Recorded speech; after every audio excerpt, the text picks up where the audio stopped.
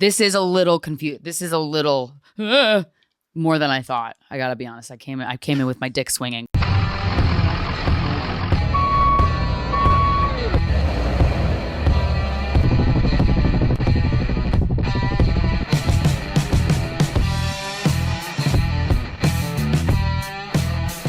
Welcome to Building Friendships. I'm your host, John Sotis. Yeah, we are on. Let's do it. We have a New Yorker here, so I'm feeling comfortable. Well, she's not from New York, but she's from New York. From Philly. Wawa country. That's unfortunate. The place that destroys their city when they win the Super Or Bowl. lose. Yeah. Or lose. Win or lose, they're destroying Philadelphia. We have Krystyna Hutchinson. She's a podcaster. She's a comic. She does everything. Yeah. She's an actress. Yes. Because we know Dennis and Bethany. We have mutual you friends. do? Yeah. I love that. Bethany's one of my best friends. Bethany rules. Yeah. So, well, thank you for doing this. Thanks for having me. I am 35 going on 10, so I was very excited to know that we get to play with toys. You're someone that I have a small list of people who I'm like, I think they're going to be good at this. Yeah. There are a lot of people who have gotten 3 or 4 pieces in. I think you're going to crush this in the time we're going to be doing. I was going to say, is it timed? It's not timed. We're going to see how long we get within the episode, and that's it. So I'll do mine first. So last year they released a Muppets series, and I'm going to be customizing the Lego Friends school theater to be a theater for the Muppets. Oh, school theater. Yeah, it's really weird. It's very pink, which is fine. Nothing wrong with pink. You're okay with pink? Are you sure? Listen, I saw the Barbie movie. I'm just Ken. I gotta figure it out. Yeah. Do you like the Barbie movie? Second time I saw it. The first. We'll get to that. Really quickly, what set are you doing? It's in Jurassic Park. Jurassic Park. It comes with a pile of shit. The Jeep, the legendary Jeep, and then Laura Dern, and then Jeff Goldblum, and a pile of poop. From this tour. Oh, this is a great set. It's a great set. Wow, pile of poop. Yeah. So let's do this. How many people usually? Has anybody finished? I just did an episode with my friend Rachel. She finished, and Sarah Tiana was the other. She was the other person who I was like, she's gonna crush it. And she got really far in the episode, and then the next morning she texted me, "Yeah, I finished this last night." So I was very impressed with hers, but it's very difficult to get it done and talk at the same time. I think that's where people are struggling. That's where the benefit of being a New Yorker. Yeah. We multitask all damn day. That's it.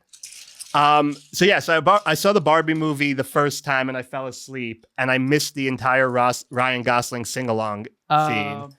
And then I saw it the second time and I was like, this movie's great. Yeah. Did you see it? Yes, I saw it once with my girlfriends. Am I on this one? Oh, okay. And it was fantastic. I loved it. Everybody got dressed up. I really loved that.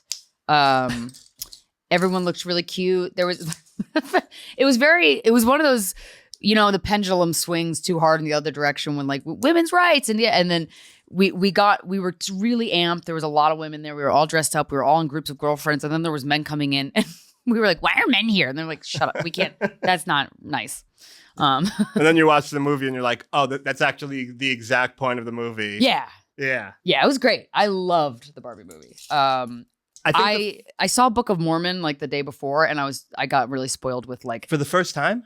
No, the second time. Okay. And it's actually better the second time. Is it? And I am amazed by how quickly they just do joke. They punch you in the face with jokes because Trey. South Park, yeah. Yeah. They're geniuses, but you could tell. And I saw Beyonce 2 days ago. I would say Trey and Matt are equivalent. They're the Beyoncés of comedy writing. You are a big Beyonce person. You love Beyonce. Yes, I almost wore my Beyonce shirt today, but I was like, we're gonna. I don't know if you have to choose one or the other, but I'm more of a Swiftie. Oh, well, that's your prerogative. I am definitely on. Yeah. You're a Swiftie. Well, I like Taylor Swift. I think she's a lovely. Yeah. I think she's a great role model. I never got onto the Beyonce bandwagon. Right. Okay. Well, what do you like about Taylor Swift?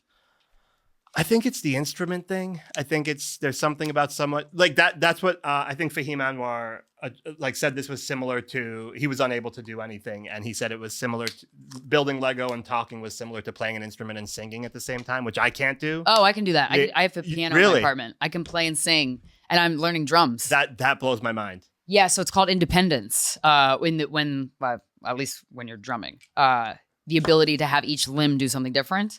And I already knew that with piano, and I live in New York, so everything's always chaotic. So this is a little confused. This is a little more than I thought. I gotta be honest. I came in with my dick swinging, going, again, I'm gonna nail this. Yes, truly. That's the beauty of New York. You come in realizing that you probably can do anything in California that anybody else can't. We think we can. And then, I think, no, I've been here long enough to say we can. Yeah. No, we can. I feel confident with the stand-up thing. You know what's so funny? When I first came here for stand-up, and this was like a little cute, naive thing that I thought, but I was like, all the stand-ups here are hot. Like, that's not a requirement in New York. You don't have to be hot. That's what I say about the homeless people here. They're hot? They're attractive homeless people. You can't tell if they're homeless or just came from the beach. Right. And like, I'm sitting here, I was in New York 5 and now I'm in LA 2 and I'm like, this is fucking garbage. Yeah. That sucks. Oh, okay. I see. When did you first start stand-up? God, 13 years ago, 12 years ago. I moved to New York because I wanted to intern at Saturday Night Live because I wanted to be on Saturday Night Live. And I knew that I was going to Penn State my first year of college. I knew that if I did college in New York, I could intern at SNL because you have to be in college to intern at SNL for NBC. And I interviewed 3 times. They rejected me all 3 times. And then the 4th time, I think the woman felt bad for me. She called to say there's no positions after she interviewed me because no one quits. If you get an internship at SNL, you don't quit. They just stay there for their whole college duration. Yeah. And I was like, okay, well, if anybody decides they don't want to do it, you call me. And I was so sad. And then she called me an hour later. It was like a miracle. She called me an hour later and she goes, you know what? Come in Tuesdays and Saturdays.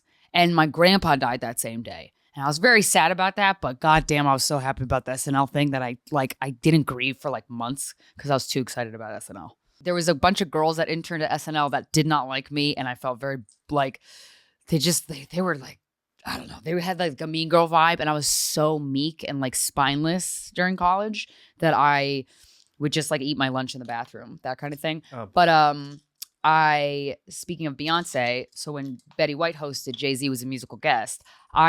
On the 8th floors, which is where Studio 8H is, where they shoot, there's a very tiny, thin hallway where the musical artist's green room is. I had to go through that I pretended I had to go through it. So I walked through it and I passed Beyonce in the hallway. And I ran to the bathroom and scream cried. I mean, I don't. So you're long-term Beyonce. Oh, yeah. You're OG Beyonce. Since I was 15. Destiny's Child? Yes. Okay. Yeah, she raised me. I didn't have a lot of strong women in my life. You know what's really funny now? You just brought back this memory. I had the same experience with NBC, but not with SNL. My dream, like the reason I even started doing stand-up, which I hated doing, I hated performing, was I wanted to be a writer, and that was the only way to really be seen, to get on one of like the Daily Show and Friends show. Yeah. So I wanted to be so even though I had a full-time job, I wanted to be a writer for Fallon, and I was like, I want to interview for that. So I went for an internship interview where they were like, you need to prove that you're getting credits. So I went to my college professor and I was like, hey, can you write me a letter saying that you'll give me credits? He's like, yeah, no problem. So I was like, great. So I had the interview. They did the same thing as me, as you. They were like, we don't really have anything right now. It's really meant for college students, but we'll give you an SVU internship. I worked at SVU for 2 years. Law and Order SVU. Yeah, that's great. It's not what I wanted to do. It was a lot of dead bodies, but I was like, this is amazing. This is you learn chops. Yeah, you learn like that's what I learned a lot from it. That's what people need to do. Is I'm sort of in the mentality of college is great, but it's not as necessary as an internship. Right. And I wasn't going to go to college, but I went. I did go, and I'm glad I did, only because I got to intern at SNL. Because the last day of my internship at SNL, so interns weren't allowed to go to the after parties because one of them fucked Jeremy Piven, and of course that was the intern's fault. And so ever since then, we couldn't go to the after party. I'm like, if we're gonna fuck, we're gonna fuck. Yeah, just let us fuck. Yeah, but I do understand why they'd rather not. Jeremy Piven have that happen. Yeah, I mean, yeah. Ari gets what Ari wants. Yeah, especially at that time. Those were the Entourage days? Yeah. Oh. Yeah, well, it was when he was hosting. So an intern fucked one of the hosts, and when I was like, well, which one? And they're like, Jeremy Piven. I'm like, sick, good for her. So we were only allowed at the after parties. The after parties started at 3:30 in the morning. And I, sober, I look back, I'm like, good for me. Just completely sober. I was so excited. I would stay up until 3:30 in the morning. And my friends and I would wait, and then we would there was a phone number you call. You get the password and the location to the after party. And the second it hit 3:30, we called, we got the info, and we're like, we're going. And we would go until like 5 a.m. And it was some of the best times of my life. So the last episode of that semester that I interned, there was only one mixed party, and I was very excited about that. It was on the ice skating rink. And that's when we got to kind of mingle with the writers. And I said to John Lutz, what do I got to do to get on the show? And he comes from an improv background. I thought he was going to tell me UCB, but he said, you should do stand-up. And I was like, that's not what I wanted to hear. But the next day, I signed up for a bringer show. So... Which is fucking, like, look where you are now. Yeah. It's just crazy when Thanks, you look John. back at that and you're just sort of like... It was one of those moments that was life-changing and I had no idea. Yeah, you don't know at the moment. And then you realize, oh, this is something I can do. Mm-hmm. So it was very similar to mine in that you wanted to get on a show and like stand-up was the way. Yep. I took a stand-up class, which I will defend till the end of... Like I took Jessica. I wish I did. Stand-up class. I mean, the Jessica. Best in the world. Christ. Jim Mendrino's taught it, but like having her as a mentor and getting those Friday night spots at Gotham, and Gotham being my home club, like that's everything. Yeah. When people shit on when people shit on that on stand up classes, I'm like, no. My first time ever on stage, ever, was a bringer show. Nightmare. I don't. It's like I hate myself. Like, why did I put myself in that position? Like, I forced my broke friends to pay $20 a ticket and have 2 drinks at Broadway Comedy Club.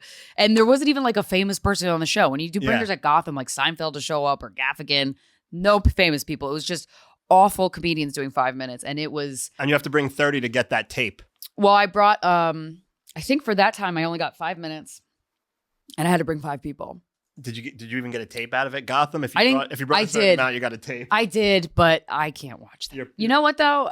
Maybe I can now. Actually, I mean that's a series I always wanted to do. Comics bringing their old DVDs. I have mine, and it was bad. Yeah, it's so cute. But now that I don't have self-esteem, think that's the word. Yeah, I have self-esteem now, so I can look back and go, "Girl, you tried. You bombed, but you tried." That's the problem with success. You get that self-esteem, and yeah. So how long?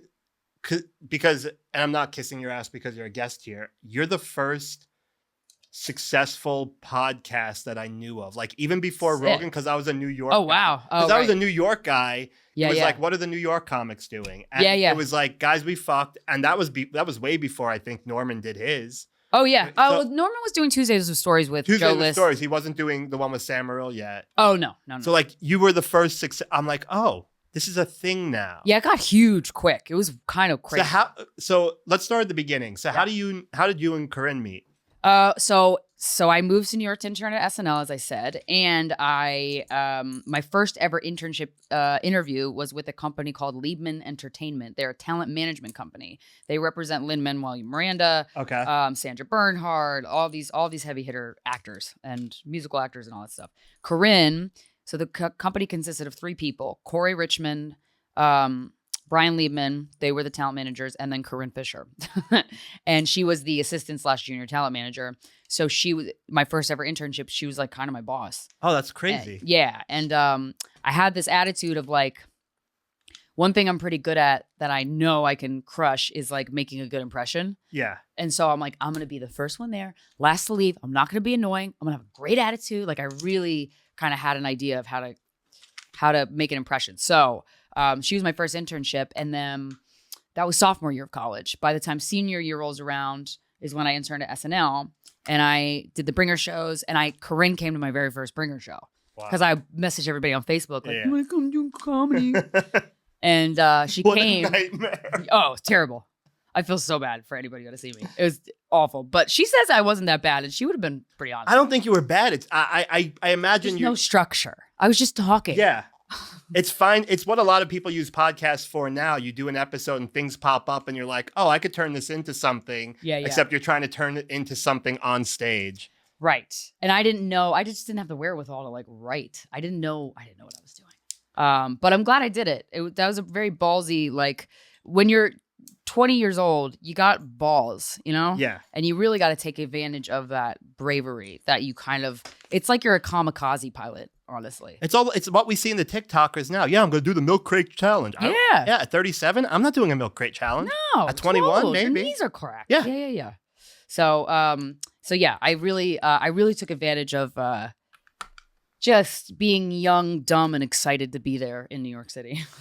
We'll get back to the podcast. Are you able to ask for things now? Like one of the things I see at the store, people are afraid to ask for more spots. Yeah, for sure. I usually, if I want more spots, it's not even more spots. Like I'll say I have a important audition or something coming up. Can you? That's a good skill to have. Yeah, because there are a lot of people that are like, oh, I don't want to bother them. It's like, no, but if you don't ask, they're not going to offer anything. And two, people ask me on Guys We Fucked all the time, and they have since we started, and it was mostly men that asked. I get and a lot of when we started to have comedians on, it was the male comedians that were like kind of unafraid to ask, and then the female comedians weren't. I'm like, come on, ask. Who gives a shit? Yeah. Worst case scenario, you're getting told say no. Yeah. The one thing I'm bad at is saying no to people. I'm so uncomfortable. That's one of my worst traits is that I want everyone to like me, and I feel like if I say no, they won't. I don't know. I think it used to be about wanting people to like me for sure. But now I'm just like, I just feel bad. Like, I don't want you to think, I don't want you to feel bad. Too. Well, I think there's also a lot of, you were in that position. Like you asked for an internship and you weren't happy when you were told no, and you don't want to do that for somebody, but you also can't commit to a yes. Yeah. It's tricky. A lot of layers. So, okay. So here's my next question. So Guys We Fucked, when you came up with that title, was there any paranoia around the idea of like, oh God, we're going to get trashed because it's two women talking about sex? The same way they have that stigma with stand-up where it's like, no, if you're funny, you're funny. Yeah. No, I didn't have, the only paranoia I had, truly the only paranoia I had was, fuck, my mom can't know I do this. Really? This is the only thing. I was terrified of my mother. Because you were going to go balls to the wall and just be open about everything. Yeah, and we our plan, we basically, when Corinne thought of the idea, she said, I want to interview every guy we've ever slept with for a podcast. We'll call it Guys We Fucked. I added on the anti-slut shaming podcast to kind of just give it a little more, I don't know, depth. And then even though Guys We Fucked is perfect on its own. And we sat down in her room one day. We made like a magazine style pamphlet of what we wanted, how we wanted this to go, like what the topics we wanted to discuss. Yeah, we kind of take shit pretty seriously. And we were like, why do we want to talk about this stuff? Why does it mean something to us? What were the times that we've gotten like slut shamed, And so we really were thoughtful about it. And that's why it was a success. Yeah. Like one of my biggest pet peeves here is because I'm quote unquote the podcast guy, everyone pitches me stuff and it's just the most disorganized. Like, hey, we're going to have someone coming in. We're going to do interviews. I'm like, okay, and how's that separate you from the other 2 million podcasts? Right. Where's the theme? Where's the something you structure need? Or even structure. Yeah, that's that's why you guys were such a success early on. You went in with a plan and it wasn't just, we're going to talk on the mic and something will pop up. Yeah. Yeah. And it was very interesting for us. Like, I think if the person I think one of the keys to having a successful podcast is to be interested in what you're talking about. Yes. If you're excited about it, like, I might not even give a shit about the topic you're talking about, but if you have an enthusiasm that you bring to the table, I'll fucks with you. Yeah, no, that makes sense. Obviously, as a comic, you have a certain amount of workload, and I'm sure at some point you had a day job while you were doing stand-up. So now you have this extra responsibility of doing the podcast and then having to deal with social media. Oh yeah. How do you transition from I'm just getting up and going on stage every night and that's my responsibility to now I have kind of a real job? It's a legit job. Well, when we started Guys We Fucked, it was 2013. Social media was Instagram was the idea of Instagram to promote your business was 5 years away. 4 maybe. I'm sure people started it and then for it to really catch on, because like it is now, posting is it's exhausting. But I think if you kind of plan it out ahead of time, it can be, a beast you could conquer. But yeah, that we were just so used to working. When both Corinne and I were in college, I worked 30 hours a week at Apple and I interned at SNL twice a week and I went to college full time. So, and I like had a lot of friends that I just had energy.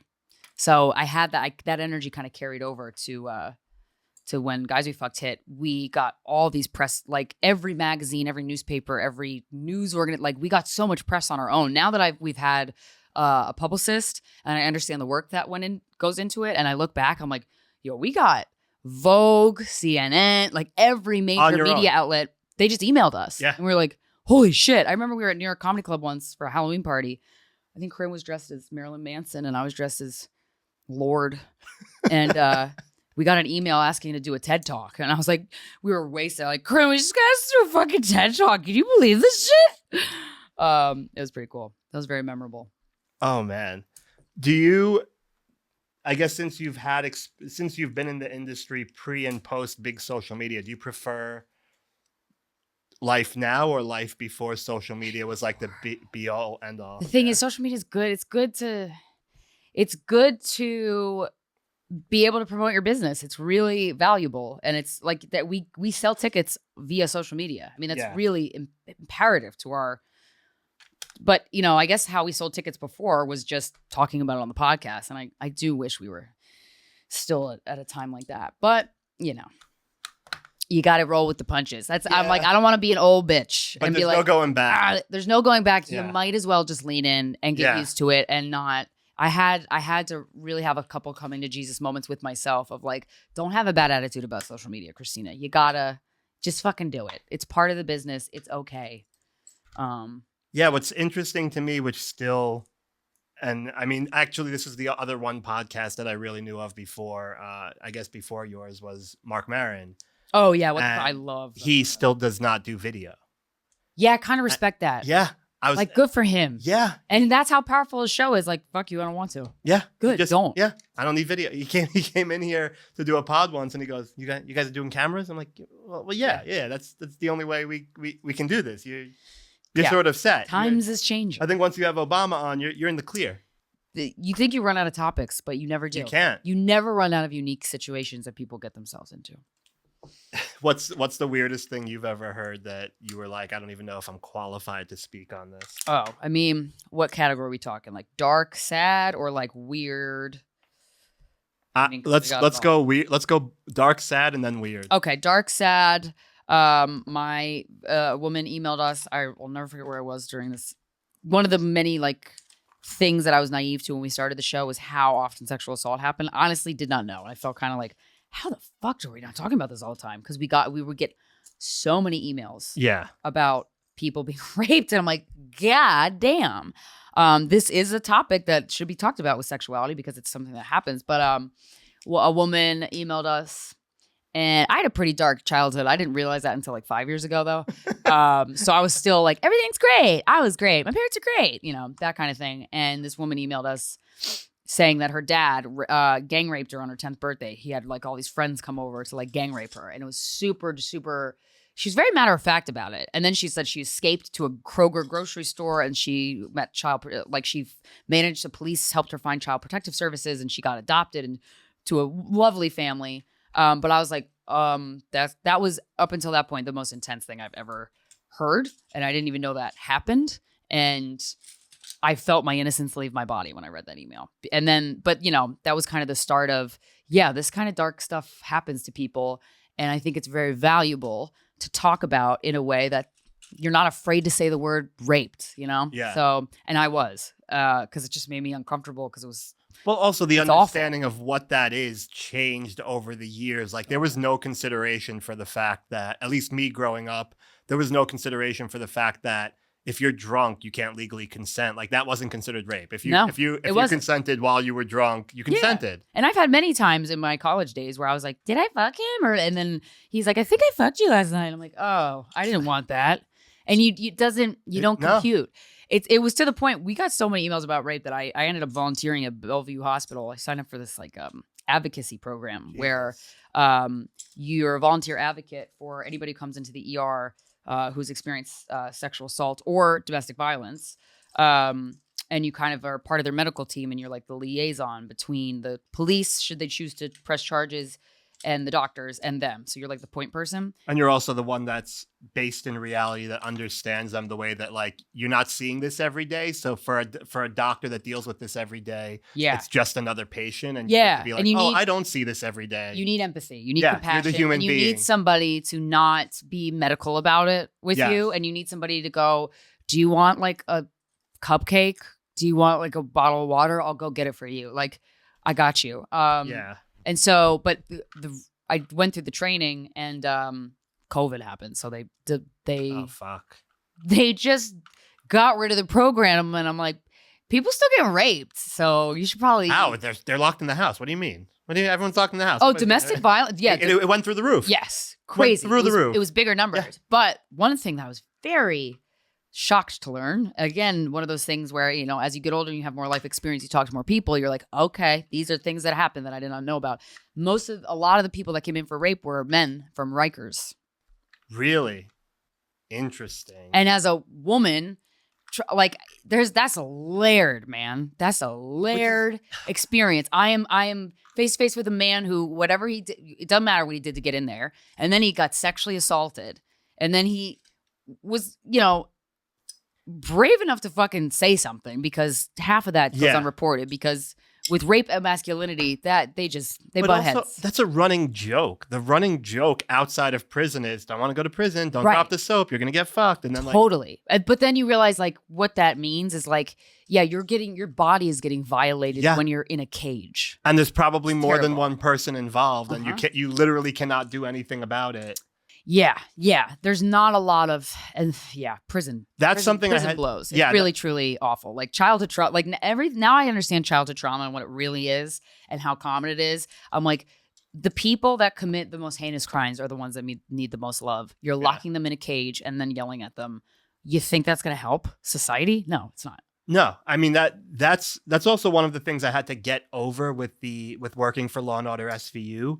That desensitizes you to that stuff all the time. Because so did they bring it off of true stories? Or it was stories from the news that they twist, and but every day you're walking in, there's a new rape victim, there's a new body in the dumpster. And before I started working there was always like, oh, everybody probably watches SVU and thinks, oh, we can't go to New York, you just get raped on every corner. Mm-hmm. And then you sit there and you're watching them produce it, and they're very hands-on and careful about everything they're doing and saying, which I always respected and appreciated. But also it desensitizes you to just bodies in the street and battered women. And it's and I had to. I mean, we had a shirt called a wife beater for a long time that we were just like, LOL. I still hear that word all the time. Yes, me too. And it doesn't register. It doesn't right? Because, and that shows you how quickly you could become numb to something. That's why I try to be lenient about people out here there are a lot of comics here who still say retard all the time. Yeah, it's a fun word. Yeah, it really, and sometimes Rick. And I would never call a mentally challenged person retarded. Rick Ingraham says it perfectly. Sometimes there just aren't other words to describe the way a person's behaving. Well, society already took the word retarded, and we took it away from mentally challenged people, and we gave it to the dipshit friend who gets drunk first at the party and drives his car into the house. Yeah. That's exactly what it is. I would never call a mentally challenged person retarded. No. That feels so terrible. No. But I would call my fucking drunk friend retarded. Exactly. And I'm trying to ignore that word completely from the vocabulary. It's just difficult. It's a fun one. Retarded is a good one. Well, context matters and meaning matters. But that's the thing. In the public eye, context is completely ignored. Yes, it is. That's the problem. Yes, it is. Yeah. So that's crazy that starting this podcast led to all of this. Yeah, man. Yeah. It's wild. And we've gotten so far as the serious stuff I really didn't see coming. And then people would write us about this one girl. Oh, this was a cool one. She was on a hockey team in Canada, and she was maybe 18 or 19. And they didn't have a girls' league. They didn't have a mixed gender league. So she played on the boys' team, and she was really good.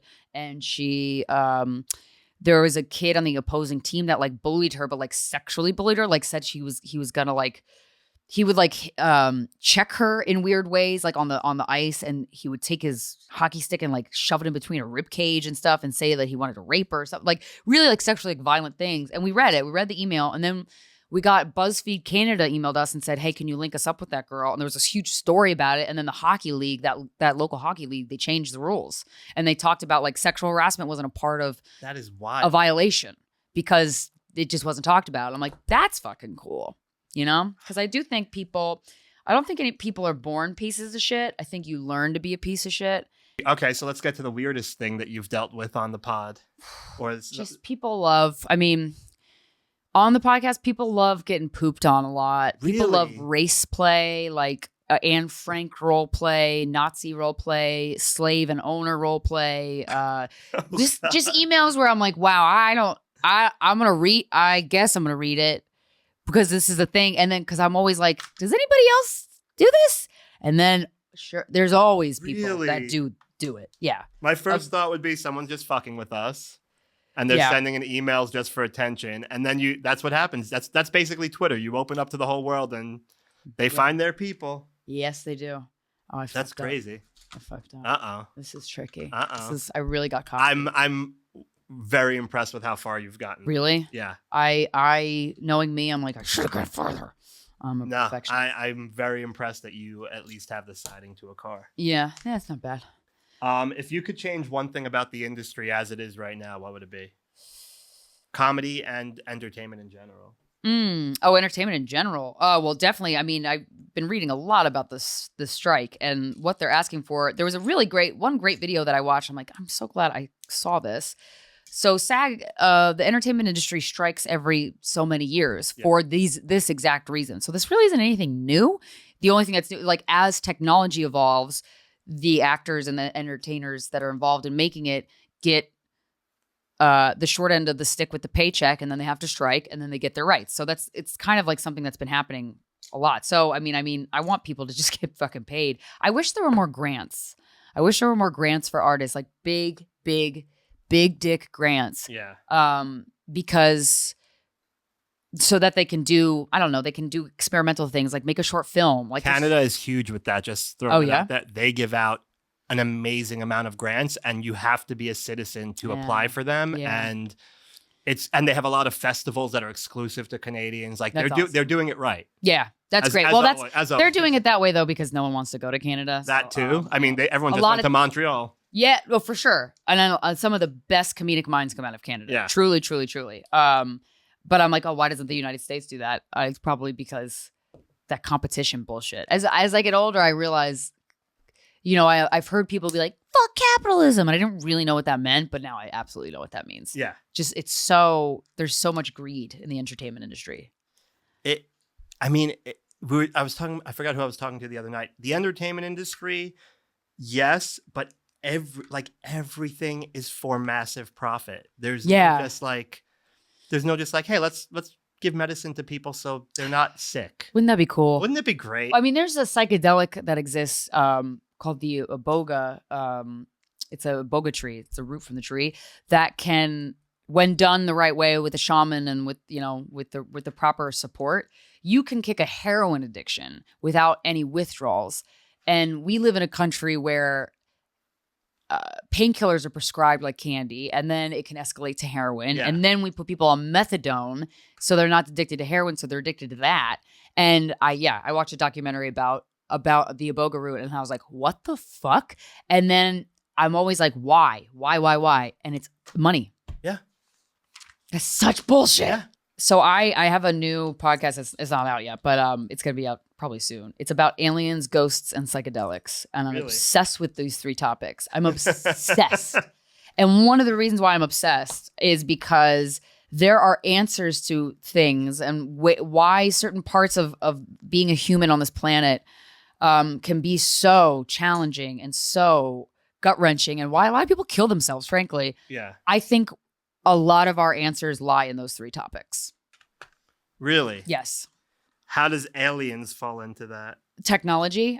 So you believe in aliens? Oh, okay. 100%. I just wanted that on the record. I know they're here. I want to see them. I'm too thirsty to see them. I think they're like, ugh, it's like a guy. They're like, okay, we get it. You like us. But I've just read a lot of books on them. We've interviewed a lot of people that have worked for the British government. I've looked at all the COVID gave me a lot of time. And I looked into crop circles. I looked into all the alien phenomena that gets talked about. And I think it's very important to be skeptical. You have to be skeptical. You have to doubt things because that's how you get to the truth, right? I also am very aware that I want this shit to be true really bad. So I try my best to balance that. But the congressional hearing that just happened. So there have been a lot of experts that have worked with that guy that have came out to say that there are privatized companies that work with really high up areas of the U.S. government. We have everything you see on Star Trek, and multiple people have said this. Oh boy! Everything you've seen on Star Trek, we can do. So beaming, transporting, all this shit. So I'm like, Beaming? okay. Yeah, so but why is you reverse engineer alien technology? So there's all of these UFOs that have crashed or like aliens that have like come down in vehicles and they've crashed and their technology has been reverse engineered. One of the and I do take all this with a grain of salt, but I read up on it a lot. The lasers used for surgery, that was one of the things that was reverse engineered from alien technology. Yeah. So if you go back, so what if you Google where the technology came from and they attribute it to a single person? I don't. Yeah, I mean of course they're going to attribute it to a single person because they're not going to say aliens did it. But but again, going back to greed and going back to capitalism, why aren't they talking about it? Is because Alan Steinfeld wrote this incredible book called Making Contact with 10 guest authors. A lot of them are former military people. He said, whatever country is able to get a hold of the most alien technology and reverse engineer it will be the leading power in the world, economically, militarily, all of it. So that's one of the reasons why it's kept secret. And it's just such a greedy, evil fucking thing to do. So you think it's more of they'll be fighting for this for the technology? Yes. And so if you look back, a lot of alien sightings, aliens have been depicted in hieroglyphics and caves in ancient civilizations, like a UFO exactly how we would look at it today. Like if you asked a child to draw a UFO, that exact drawing has been found in many caves and many civilizations all over the world. It really had an uptick in the 50s and 60s because of the nuclear weapons. And they've been known, a lot of sightings happen around nuclear testing sites and they like shut off the nuclear reactors. And I'm like, those motherfuckers are saving us from ourselves. Thank you, aliens. We need it. This is why you're good at everything. You go in. I go in, man. You're not going to make a statement unless you've done your research. No. It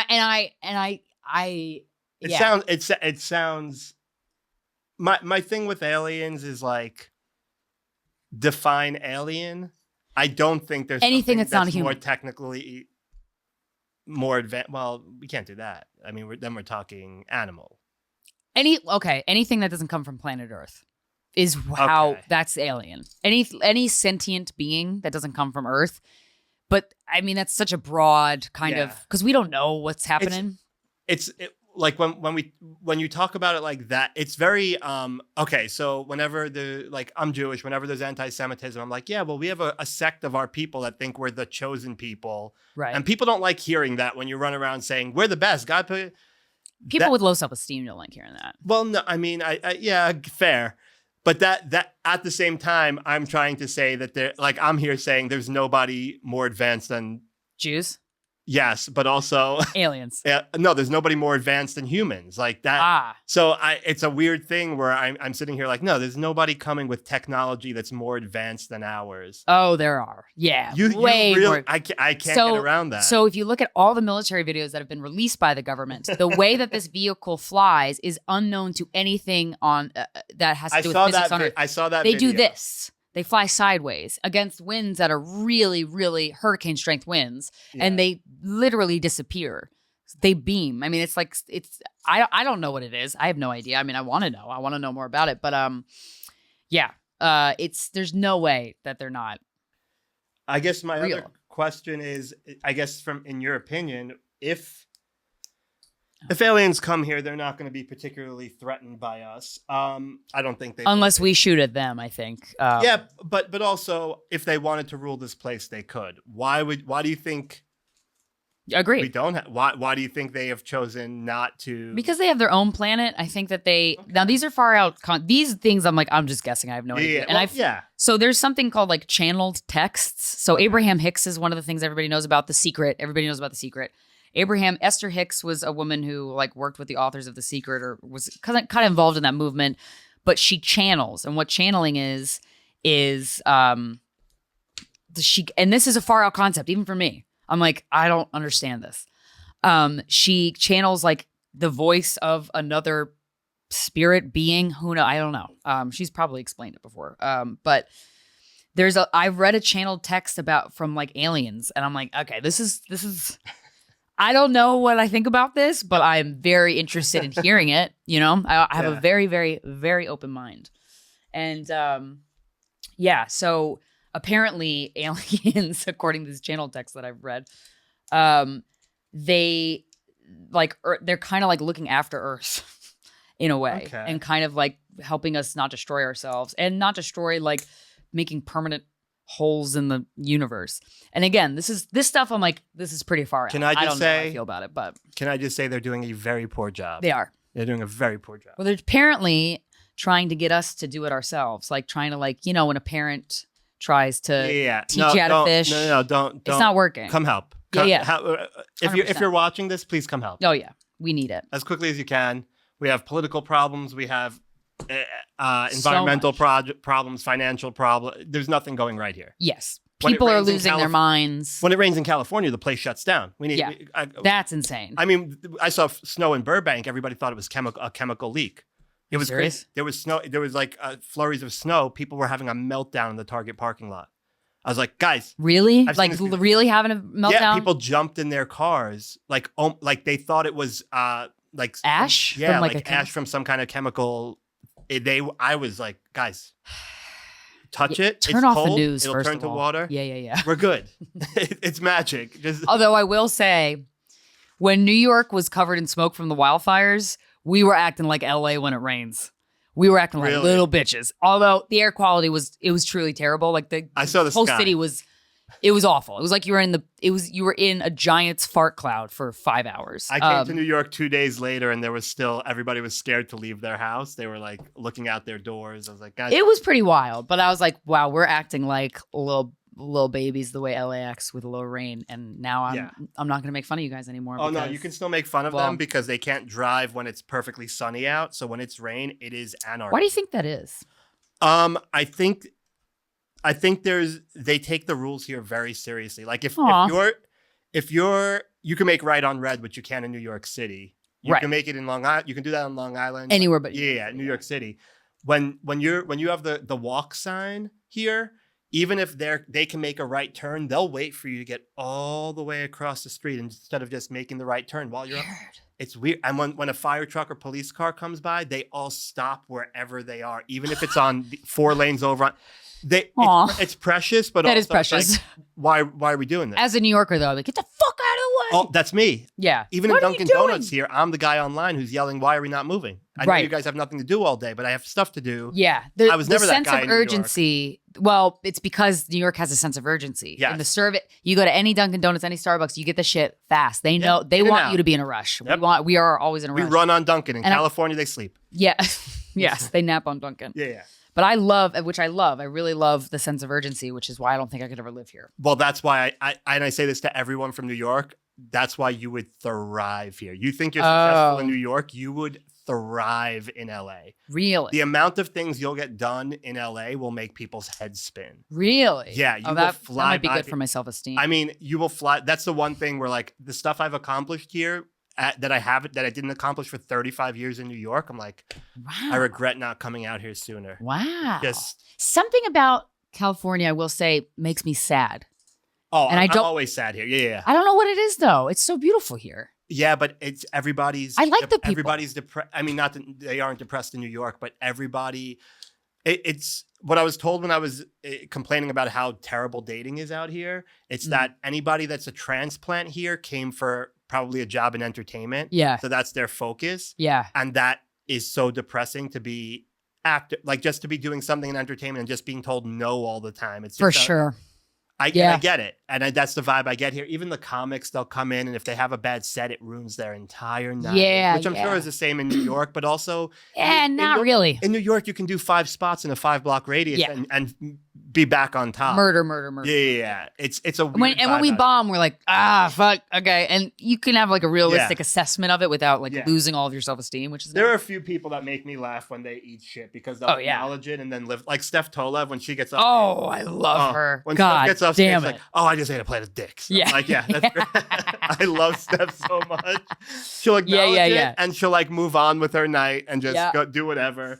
But and that's how it should be. Yeah. I would lose all of my self-esteem when I would bomb, which was silly looking back at it because it's okay. Like it's fun. The only way you're going to get better. Yeah, and you just laugh. It's fucking hilarious. You went on stage, the audience hated what you said and how you said it. Like, that's kind of funny. I don't know. There's something funny about that. The craziest thing is you've probably done that bit within 5 days before that, and it killed. So to think that it's not a good joke anymore. There's a lot of factors that can go into bombing, which is, good to know. We're getting close to wrapping up. You're doing pretty well here. Not as good as I wanted to be, but thank you. I mean, no, I'm impressed you even got that far. If you could change one thing about yourself, what would it be? Oh, God, that's a great question. I can only pick one. Fuck. I mean, no, you could list as many as you want, but I feel like most people have that one thing that lingers, and then the rest is just... My procrastination. I would really, I don't know what the fuck my deal is, but my God, I have to really feel like the house is burning down in order to get stuff done, and I hate that. Has that even been... Was that also in college? Or Yeah, it was always like that. I'm like, it's so stressful. So I hate that. And I would just have more fun doing the work if I didn't do that. And I've done a lot of work on myself. So yeah, that might be it for now. Because I've changed a lot of stuff about myself. I mean, you hit a certain level of success where that doesn't work anymore as easily as it used to. Like, not even that you can't, not that you can't procrastinate, but that things are just flying so quickly that everything becomes urgent quicker. For sure. Yeah. Where, like if I'm working on a script, I'm working at my own pace. It's not something I'm being paid for. I'm doing it on spec. Yeah, I can take my time, and that's one of the things that's one of the issues I'm dealing with now. It's taking your time. It's like that's the most lethal thing you could say to me. Yeah, I'll fucking take years. Oh, really? Okay, great.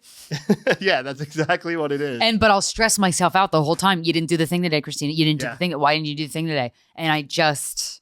Is it that you're bumping it down a list, or will you just do nothing? It's like a fear flows up in me, and it's maybe it's an imposter syndrome thing. I don't even know, but it's debilitating. For me, it's second guessing. I start second guessing. Like, is it even funny? I'm 50 pages in. It's like, well, I'm confident for 50 pages. I could probably churn out another 50. For sure. It's a lot of. Well, and it's sometimes it's just do the damn thing and then correct it later. Yeah.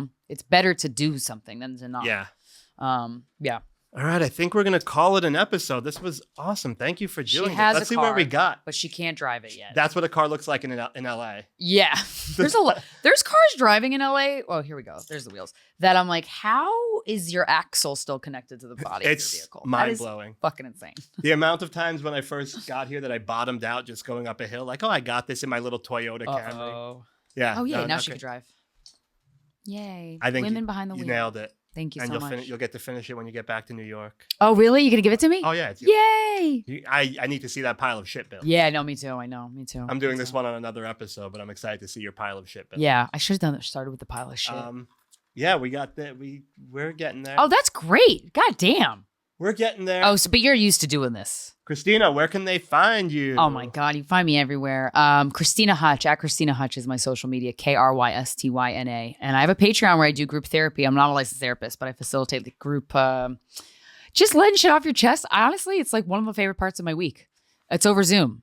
It's $5 a month. Patreon.com/Krystyna Hutchinson. I feel very good about it. And Guys We Fucked is like one of the best podcasts ever. That I'm very proud of. Such a good podcast. Bryn Fisher and I. We just got a new studio. We're rebranding in the fall. We're going to do Masculinity Month. I'm very excited about that. Like Men Month, and we're just going to dive into like what is manhood? What is masculinity? What is it to be a man? What is it to have a dick? Like what is that? And so we're really excited about that. And yeah. I'm excited to see you in the main room tomorrow. Yay, me too. Hopefully I sell tickets. Ooh, ooh. Yeah. Yeah, follow me at Say It Ain't Sosis, and we'll see you next time.